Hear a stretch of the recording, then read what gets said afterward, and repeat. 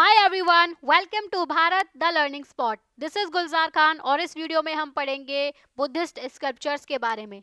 अब तक हम स्तूपों के बारे में बात कर चुके हैं। पिछली वीडियो में हमने अमरावती और सांची की कहानी पढ़ ली थी। तो पिछली वीडियो अगर नहीं देखी है तो फटाफट से जाकर देख लो, लिंक डिस्क्रिप्शन बॉक्स में है। ठीक है, इस वीडियो में हमारा फोकस रहेगा स्कल्पचर्स पर। और ये स्कल्पचर्स जो हैं ये सिर्फ डेकोरेशन के लिए नहीं बनाए गए थे, बल्कि इनके थ्रू कहानियां, बिलीव्स और गौतम बुद्ध की लाइफ के कुछ इंपॉर्टेंट मोमेंट्स दिखाए गए हैं। तो जैसा कि हमने पिछली वीडियो में पढ़ा था कि स्तूपों में से जो स्कल्पचर्स थे उनको रिमूव किया जा रहा था और उन्हें यूरोप में लेकर जाया जा रहा था। यह क्यों हो रहा था? क्योंकि जो भी लोग इन्हें देखते थे वो इन्हें ब्यूटीफुल मानते थे, उन्हें ये वैल्यूएबल लगते थे और वो इन सभी चीज़ों को अपने साथ में रखना चाहते थे। ह्यूमन नेचर है भाई, जिसको मतलब वो वैल्यूएबल समझेगा। जैसे आज के टाइम पर डायमंड होता है, सोना होता है, उसे लगता है कि ये मेरे पास होना चाहिए क्योंकि वो बहुत ज़्यादा वैल्यूएबल है। वैसे ही उस टाइम पर ये स्कल्पचर्स उन्हें इतने ब्यूटीफुल लगे कि वो उन्हें अपने साथ में ले जाने लगे। उनकी इंपॉर्टेंस नहीं समझी उन्होंने, है ना। तो इस वीडियो में हम कुछ स्कल्पचर्स के बारे में जानेंगे, इनकी इंपॉर्टेंस क्या थी और इनकी जो भी क्वालिटीज थी वो क्या थी। तो सबसे पहले हम बात करेंगे स्टोरीज इन स्टोन, यानी इसमें हम देखेंगे कि कैसे जो स्टोन्स होते थे उन पर बनाई गई कुछ तस्वीरें होती थी, वो कहानियां सुनाती हैं। मतलब अगर देखा जाए तो पत्थर के अंदर सिर्फ एक मूर्ति नहीं है, बल्कि वो हमें एक कहानी बताती है। ऐसे ही कई सारी कहानियां गढ़ी गई हैं पिलर्स पर, दीवारों पर, बहुत सारी जगहों पर। तो यहाँ पर एक एग्जाम्पल किसका दिया गया है? वंडरिंग स्टोरी टेलर्स का। मतलब जो एक जगह से दूसरी जगह घूमकर जो कहानियां वगैरह सुनाते हैं ना, जैसे ये एक स्टोरी टेलर हैं, ये अपने साथ में कुछ स्क्रोल्स लेकर चलते हैं। ये स्क्रोल टाइप का दिख रहा होगा, मतलब इसे रोल कर लेंगे तो ये पूरा फोल्ड हो जाएगा, राइट। इन्हें चारण चित्रास भी बोलते हैं। तो ये या तो क्लोथ के होते थे या फिर पेपर के बने हुए होते थे और इनके ऊपर में कुछ पिक्चर्स बनी होती थी, जैसे इस पर बनी हुई हैं। ये क्या करते थे स्टोरी टेलर्स, जब ये कहानी सुनाते थे ना, तो एक एक पिक्चर की तरफ मतलब बताते जाते थे कि इस पिक्चर में क्या कहानी बताई गई है, इस पिक्चर में क्या कहानी बताई गई है, ऐसे करके। जैसे बच्चों की बुक्स देखी होंगी, जैसे कोई स्टोरी बुक होती है तो एक साइड में स्टोरी लिखी होती है, एक साइड में उसकी पिक्चर बनी होती है। उसी टाइप से ये स्टोरी टेलर्स भी करते हैं कि पिक्चर्स इनके पास में होती है लेकिन बस लिखा हुआ नहीं होता, ये ओरली स्टोरी बताते हैं। तो जिस तरह से पिक्चर्स का यूज करके ये स्टोरीज बताते हैं, उसी तरह से स्टोन्स पर भी कुछ पिक्चर्स बनाई गई हैं। पिक्चर इन द सेंस कुछ मूर्तियां बनाई गई हैं और उन मूर्तियों में कुछ कहानी है। तो ये जो फिगर 4.13 है, ये सांची का जो नदन गेटवे है उसका एक पार्ट है। हमने गेटवे पढ़े थे, सांची में 4 गेटवे हैं, एक नॉर्थ साइड में, एक साउथ में, एक ईस्ट में, एक वेस्ट में। तो जो नदन गेटवे का जो पार्ट है उसमें दिखाया गया है। इससे जब हम एक बार देखेंगे हमें क्या लग रहा है, ये एक विलेज का सीन है। यहाँ पर कुछ झोपड़ियाँ हैं घास फूस की बनी हुई, कुछ पेड़ हैं, लोग हैं एक साथ में। तो ये ऐसा नहीं लग रहा है कि रूरल सीन है, एक गाँव का सीन है। लेकिन जब आर्ट हिस्टोरियंस ने इनको स्टडी किया ना, इन स्कल्पचर्स को जो सांची में मिले हैं, तो उन्हें पता चला कि ये तो वेशांतर जातक का एक सीन दिखाया गया है।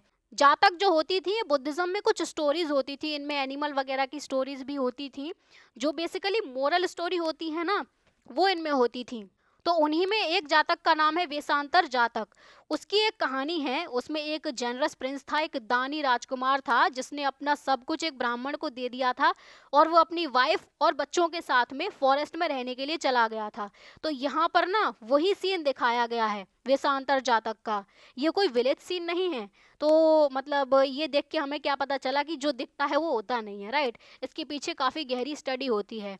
तो इस एग्जाम्पल से हमें ये पता चल रहा है कि हिस्टोरियंस इन स्कल्पचर का मतलब समझने के लिए इन स्कल्पचर्स को टेक्सचुअल एविडेंस के साथ में कंपेयर करते हैं। टेक्सचुअल एविडेंस जैसे कि कुछ बुक्स में कुछ लिखा हुआ है, जैसे अभी हमने जो सीन देखा, स्कल्पचर जो दिखाया गया है वो हमें रूरल सीन लगा पहली बारी में देखने पर। लेकिन जो वेशांतर जातक है उसमें स्टोरी लिखी होगी, हिस्टोरियंस ने वो स्टोरी पढ़ी और इस सीन को देखा तो उन्हें समझ आया कि अच्छा, ये वेशांतर जातक से ली गई एक जनरस प्रिंस की कहानी दिखाई जा रही है यहाँ पर। तो इस तरह से हिस्टोरियंस स्कल्पचर्स का मतलब जान पाते थे। अब हम पढ़ेंगे सिंबल्स ऑफ वर्शिप, मतलब जो वर्शिप की जाती है बुद्धिज्म में उसके कुछ सिंबल्स हैं। तो वो सिंबल्स क्या हैं वो हम जानेंगे। तो आर्ट हिस्टोरियंस को इन बुद्धिस्ट स्कल्पचर को समझने के लिए गौतम बुद्ध की हेजियोग्राफी को समझना पड़ता था। हेजियोग्राफी क्या होती है? हेजियोग्राफी होती है एक रिलीजियस लीडर की, एक महान संत की बायोग्राफी, जिसमें गौतम बुद्ध की लाइफ के बारे में लिखा हुआ था। तो जब उन्होंने आर्ट हिस्टोरियंस ने इन्हें समझा, इन्हें जाना, तो उन्हें बुद्धिस्ट स्क्रिप्चर का मतलब समझ आया। तो इन हेजियोग्राफी के अकॉर्डिंग गौतम बुद्ध ने जो एनलाइटनमेंट अटेन किया था ना, वो एक ट्री के नीचे बैठकर मेडिटेशन करते टाइम अटेन किया। मेडिटेशन जैसे मतलब ऐसा नहीं था कि उन्हें एक ही दिन में एनलाइटनमेंट मिल गया, उन्होंने काफ़ी लंबा स्ट्रगल किया, तब जाकर उन्हें एनलाइटनमेंट मिला। और वो जो ट्री था, उस ट्री का नाम है बोधि ट्री, जो कि कहाँ पर है, जो है बोध गया में। तो इस ट्री का एक अपना इम्पोर्टेंस है। तो शुरुआती जो स्कल्प्टर्स थे, उन्होंने गौतम बुद्ध को ह्यूमन फॉर्म में नहीं दिखाया, उन्होंने उनकी प्रेजेंस को सिंबल्स के थ्रू दिखाने की कोशिश की। जैसे ये जो एम्प्टी सीट यहाँ पर दिखाई गई है, इस एम्प्टी सीट का मतलब है कि गौतम बुद्ध की मेडिटेशन की स्टेट। ये सीट खाली है, इसके पीछे पेड़ बना हुआ है। हेजियोग्राफी से क्या पता चला हिस्टोरियंस को कि गौतम बुद्ध ने पेड़ के नीचे बैठकर, बोधि ट्री के नीचे बैठकर एनलाइटनमेंट प्राप्त किया था। तो ये सिंबल जो यूज किया गया है, इसका मतलब है गौतम बुद्ध की मेडिटेशन की स्टेट। और ये जो नीचे लोग बैठे हैं, ये बोधि ट्री को वर्शिप कर रहे हैं। और जो स्तूप बनाया गया है, वो महापरिनिर्वाण को रिप्रेजेंट करने के लिए बनाया गया है। महापरिनिर्वाण बोलते हैं जब गौतम बुद्ध की डेथ हुई थी, उस इंसिडेंट को। तो इस इमेज में यहाँ पर स्तूप बनाया गया है ना, ये हमने स्ट्रक्चर भी पढ़ा था, ये अंडा, इसके ऊपर हर्मिका, ये रेलिंग्स हैं जो वेदिका हैं, ये तोरण द्वार है, इसके ऊपर ये भी रेलिंग्स बनी हुई हैं, और लोग इसको वर्शिप कर रहे हैं, इसकी पूजा कर रहे हैं। तो स्तूप इनके महापरिनिर्वाण को दिखाने का एक सिंबल था। और कौन सा सिंबल यूज किया गया था, वो था व्हील। व्हील मतलब होता है चक्र। व्हील किसके लिए यूज किया गया है, जब गौतम बुद्ध ने अपना पहला सरमन दिया था। सरमन मतलब उपदेश या हम टीचिंग कह सकते हैं, ये इन्होंने सारनाथ में दी थी। तो ये व्हील इसी चीज को रिप्रेजेंट करता है। व्हील का लिटरल मीनिंग देखें तो क्या मतलब होगा, व्हील क्या करेगा, मूवमेंट करेगा ना। तो जो सारनाथ में गौतम बुद्ध ने जब पहला सरमन दिया, तो यहाँ से उनकी जो टीचिंग्स हैं, जिन्हें हम धर्म भी कह सकते हैं, जो धर्म है वो चलना शुरू हुआ। इसके बाद से गौतम बुद्ध ने धर्म का प्रचार किया ना। धर्म का मतलब यहाँ पर रिलीजन से नहीं है, ये याद रखना। धर्म का मतलब है जो गौतम बुद्ध की टीचिंग्स हैं। टीचिंग में जैसे कि जो लाइफ है ये फुल ऑफ सफरिंग है, और इस सफरिंग से, इस दुख से बाहर निकला जा सकता है, मिडिल पाथ अपनाया जा सकता है, ये सारी जो भी टीचिंग्स हैं गौतम बुद्ध की, ठीक है।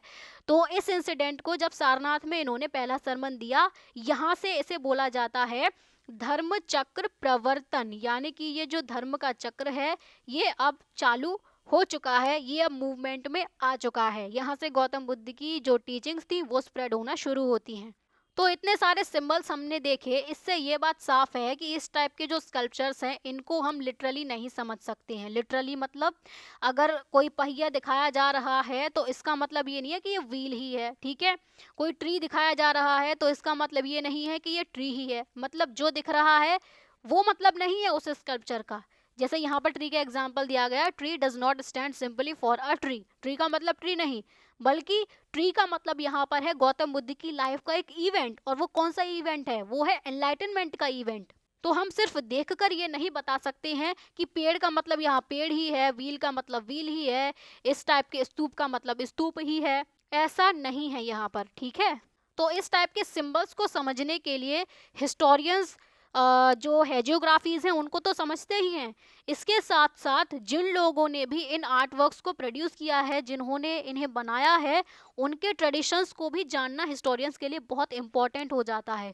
क्योंकि जब उनके बारे में जानेंगे हिस्टोरियंस, तो उन्हें पता चलेगा कि ये लोग क्या सोचते थे और इन्होंने क्या सोचकर ये सारे सिंबल्स बनाए, राइट।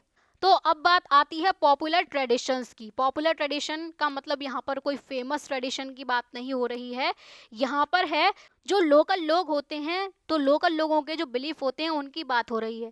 तो इसमें हम देखेंगे कि बुद्धिस्ट आर्ट में ना लोकल लोगों के बिलीफ भी मिक्स होते चले गए। ये हमें कैसे पता चलता है, देखो सांची में जो स्कल्पचर्स मिले हैं ना, उनमें स्तूप का स्कल्पचर्स हमने देख ही लिए, व्हील मिला है हमें, और ट्री का स्कल्पचर मिला है, ये सब हमने देखे अभी। लेकिन इनके अलावा कुछ ऐसे स्कल्पचर्स भी मिले हैं सांची में जो कि डायरेक्टली बुद्धिस्ट आइडियाज को रिप्रेजेंट करते ही नहीं हैं। जैसे कौन सा हो सकता है, इसमें मिली है एक ब्यूटीफुल विमेन की मूर्ति। जैसे ये जो विमेन है, ये ट्री को होल्ड किए हुए, इसके ऊपर जो है वो पेड़ है, इसको पकड़े हुए इससे झूल रही है। और ये जो मूर्ति है ना, ये सांची का जो गेटवे है, जो तोरण द्वार है, उसके किनारे पर बनाई गई है। तो इस मूर्ति से, इसको देख कर ना स्कॉलर्स कुछ टाइम के लिए हैरान हो गए, क्योंकि एक वुमेन का होना ये रिनंसिएशन से कुछ रिलेटेड नहीं है। मतलब जो तपस्या करना, त्याग करना, इससे रिलेटेड कुछ नहीं है, क्योंकि बुद्धिज्म में कहीं पर भी स्त्री की बात नहीं की जाती है। लेकिन स्तूप के गेटवे में ही स्त्री का होना, इससे स्कॉलर्स काफ़ी हैरान हो गए।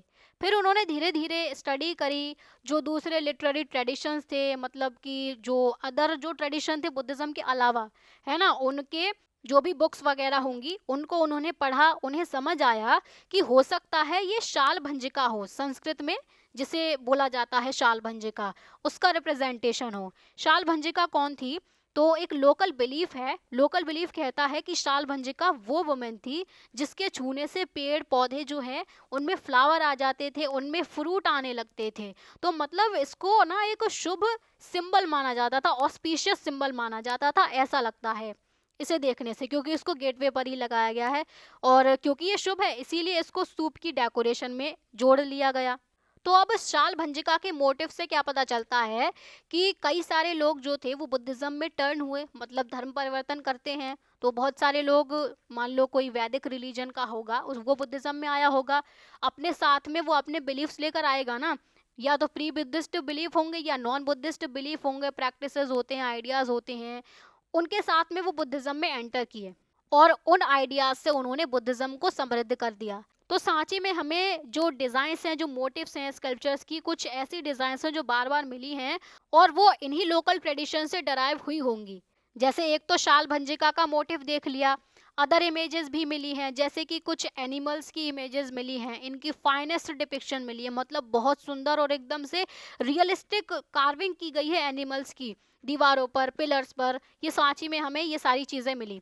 इन एनिमल्स में कौन कौन होते थे? इनमें एलिफेंट्स हैं, इनमें हॉर्सेस की पिक्चर्स भी हैं, मंकीज भी हैं, कैटल भी है, मतलब गाय बैल, इन सभी के स्कल्पचर्स देखने को मिलते हैं। जैसे ये सांची में एक एलिफेंट, जो ऐसा लग रहा है कि ऐसे जो ऊपर चढ़ रहा है, राइट, इसके पीछे एक पेड़ भी दिखाया गया है। तो ये जो कुछ स्टोरीज है ना, ये जातक की स्टोरीज हैं। तो जातक स्टोरीज में कई सारी एनिमल की स्टोरीज भी हैं जो सांची में डिपिक्ट की गई हैं, सांची में दिखाई गई हैं। तो ये मतलब ऐसा लगता है जैसे कि इनमें से कई सारे एनिमल्स को इसीलिए कार्व किया गया है, इनको एकदम इस तरीके से कार्विंग की गई है कि जैसे ये बिल्कुल जिंदा हैं। तो ये इसीलिए किया गया होगा ताकि जो व्यूअर्स हैं उनकी अटेंशन ली जा सके, वो यहाँ पर आए, इन्हें देखें, इन स्टोरीज को समझें। तो ये भी रीजन हो सकता है एनिमल्स को कार्व करने का। दूसरी बात, एनिमल्स का यूज ह्यूमन एट्रीब्यूट्स के सिंबल के रूप में भी किया जाता है, मतलब ह्यूमन बीइंग में जो गुण होते हैं उनके सिंबल के रूप में एनिमल्स का यूज किया जाता है। फॉर एग्जाम्पल एलिफेंट की बात जब हम करते हैं तो एलिफेंट जो है वो स्ट्रेंथ और विजडम का सिंबल है, इसीलिए एलिफेंट यहाँ पर कार्व किया गया। एक और मोटिव हमें मिला है सांची से, उस मोटिव में एक वुमेन है जिसके चारों तरफ लोटसेस हैं और एलिफेंट्स हैं। ये देखो, बीच में विमेन खड़ी है, राइट, यहाँ पर इसके चारों तरफ जो है वो लोटसेस हैं और इधर एलिफेंट है। ये एलिफेंट क्या कर रहे हैं? ऐसा लग रहा है जैसे कि इसके ऊपर यहाँ से पानी छिड़क रहे हैं। और पानी छिड़कने का मतलब क्या है कि ये इसका अभिषेक कर रहे हैं, जिसे हम कॉन्सेक्रेशन भी बोलते हैं। तो इस फोटो को देखने से हमें ये लग रहा है, सिर्फ देखने से, ठीक है। कुछ हिस्टोरियंस मानते हैं कि ये माया का फिगर है। माया कौन? गौतम बुद्ध की मदर जो थी, जो बायोलॉजिकल मदर थी, शुद्धोधन की वाइफ। और जो फॉस्टर मदर थी, जिसे हम धायमा भी बोलते हैं, जो पालन पोषण करती हैं, वो कौन थी? वो थी महाप्रजापति गौतमी। महाप्रजापति गौतमी कौन बनी थी बाद में जाकर? संघ की पहली भिक्खुनी बनी थी। याद है कि नहीं? हमने सब पढ़ा हुआ है पिछली वीडियोस में। तो कुछ हिस्टोरियंस इस स्कल्पचर्स को समझते हैं कि ये माया का स्कल्पचर है। कुछ इन्हें एक गॉडेस मानते हैं जिनका नाम है गजलक्ष्मी। गजलक्ष्मी का मतलब क्या होता है? गुड फॉर्च्यून की गॉडेस। गुड फॉर्च्यून मतलब अच्छा भाग्य, सौभाग्य जिसे हम बोलते हैं। और ये जो गजलक्ष्मी है ये एलिफेंट से एसोसिएटेड है, हो सकता है इसीलिए इनके चारों ओर एलिफेंट दिखाए गए हों। तो यहाँ पर कोई क्लियर कट एक्सप्लेनेशन है नहीं, ठीक है। तो ऐसा भी पॉसिबल हो सकता है कि जो डिवोटीज थे, डिवोटीज मतलब जो उपासक होते हैं, जो पूजा वगैरह करते हैं, तो जब वो इन स्कल्पचर्स को देखते हो तो वो इन्हें दोनों ही मानते हो। मतलब कुछ डिवोटीज इन्हें माया मानते हो, कुछ इन्हें गजलक्ष्मी मानते हो, मतलब गॉडेस ऑफ गुड फॉर्च्यून है ये। तो दोनों हो सकती हैं। और हमें क्या मिला है सांची से? हमें मिला है एक सरपेंट का स्कल्पचर। सरपेंट यानी सांप, ये एकदम से लहराते हुए ऐसे ऐसे ऐसे, है ना, 5 फन इसके निकले हुए हैं। तो ये काफी सारे पिलर्स पर मिला है सांची के। तो ये सांप का मोटिव भी जो है वो पॉपुलर ट्रेडिशन से, पॉपुलर मतलब फेमस नहीं है, ये याद रखना, पॉपुलर मतलब जो लोकल लोग हैं उनके बिलीफ से, उनके ट्रेडिशन से डराइव हुआ होगा ये सांप का मोटिव भी, है ना। और क्योंकि ये ट्रेडिशन है तो ये जरूरी नहीं है कि हमेशा ही टेक्स्ट में रिकॉर्ड किया गया हो, तो इसीलिए हम इनके बारे में ज्यादा कुछ समझ नहीं पाते हैं, राइट। तो हमने शुरू में ही क्या समझा था कि जो दिखता है वो होता नहीं है, जैसे पेड़ है तो इसका मतलब सिर्फ पेड़ नहीं है। लेकिन यहाँ पर क्या कहानी दी गई है देखो। अर्लीस्ट मॉडर्न आर्ट हिस्टोरियंस जो थे, मतलब जो शुरुआती जो मॉडर्न आर्ट के जो हिस्टोरियंस रहे होंगे, उनमें से एक नाम है जेम्स फर्ग्यूसन का। इन्होंने भी सारे स्कल्पचर्स देखे। इन्होंने सरपेंट का स्कल्पचर देखा, ट्री देखा, स्तूप देखा, वर्शिप प्लेस देखा, लोग वर्शिप कर रहे हैं ये देखा। इन्हें क्या लगा कि सांची सिर्फ इन पेड़ों के, इन सांपों के पूजने की एक जगह है सिर्फ। ये उन्होंने सिर्फ देखकर मान लिया। ये बुद्धिस्ट लिटरेचर को समझते नहीं थे, क्योंकि उस टाइम तक, लाइक 19th सेंचुरी की बात हो रही है, उस टाइम तक ज्यादातर लिटरेचर ट्रांसलेट की नहीं गई थी, तो बुद्धिस्ट लिटरेचर के बारे में जानते नहीं थे ये। इन्होंने स्कल्पचर्स को देखा और अपने आप ही इन इमेजेस को स्टडी करके ये इस कंक्लूजन पर पहुंच गए कि सांची सिर्फ सांपों के पूजने की जगह है, पेड़ों के पूजने की जगह है। जबकि इसके पीछे कितनी लंबी कहानी है, गौतम बुद्ध के स्टार्टिंग लाइफ से लेकर एंड तक स्तूप जो है वो एक सैक्रेड प्लेस था, लेकिन ये किसी चीज के बारे में नहीं जानते थे। तो इसीलिए तो कहते हैं कि बैकग्राउंड जानना बहुत जरूरी है किसी भी कंक्लूजन पर पहुंचने से पहले। सिर्फ देखकर हम कुछ भी नहीं बोल सकते हैं। तो ये खत्म होता है स्कल्पचर का पूरा टॉपिक। तो शॉर्ट में जरा कंक्लूड कर लेते हैं। तो यहाँ से ये बात क्लियरली हमें समझ आती है कि बुद्धिस्ट स्कल्पचर्स को सिर्फ आर्ट के रूप में देखना काफी नहीं है। हर स्कल्पचर के पीछे या तो कोई कहानी है, या कोई सिंबल, या फिर लोगों का कोई पुराना बिलीफ जुड़ा हुआ है। इसीलिए हिस्टोरियंस इन स्कल्पचर्स को टेक्स्ट और ट्रेडिशंस के साथ जोड़कर समझते हैं। तो इस तरह ये स्कल्पचर्स सिर्फ आर्ट नहीं है, बल्कि अपने टाइम के जो बिलीव्स थे उनको रिफ्लेक्ट करते हैं। हमने एक लाइन पढ़ी थी, ये हिस्ट्री के विटनेस होते हैं, है ना। और क्योंकि यहाँ पर इतने सारे स्कल्पचर्स वगैरह हैं, कहानियाँ डिपिक्ट की गई हैं, तो इससे यही तो पता चल रहा है कि हिस्ट्री कैसे डेवलप हुई। मतलब हिस्ट्री का एक पार्ट बुद्धिज्म भी तो है, बुद्धिज्म कैसे डेवलप हुआ, तो विटनेस हुए ना ये। इसीलिए ये बहुत ज़्यादा इंपॉर्टेंट होते हैं और इसी वजह से इन्हें प्रिजर्व करना बहुत ज़्यादा ज़रूरी होता है। तो इस वीडियो में बस इतना ही, और अगली वीडियो में हम पढ़ेंगे न्यू रिलीजियस ट्रेडिशंस, जिसमें हम महायान बुद्धिज्म, पुराणिक हिंदुइज्म, इस सब के बारे में पढ़ेंगे, ठीक है। वीडियो अगर पसंद आई है तो वीडियो को लाइक करें, शेयर करें, कमेंट करें और चैनल को सब्सक्राइब जरूर कर लें। तो चलिए फिर मिलते हैं अगली वीडियो में, तब तक के लिए bye bye, take care and keep learning.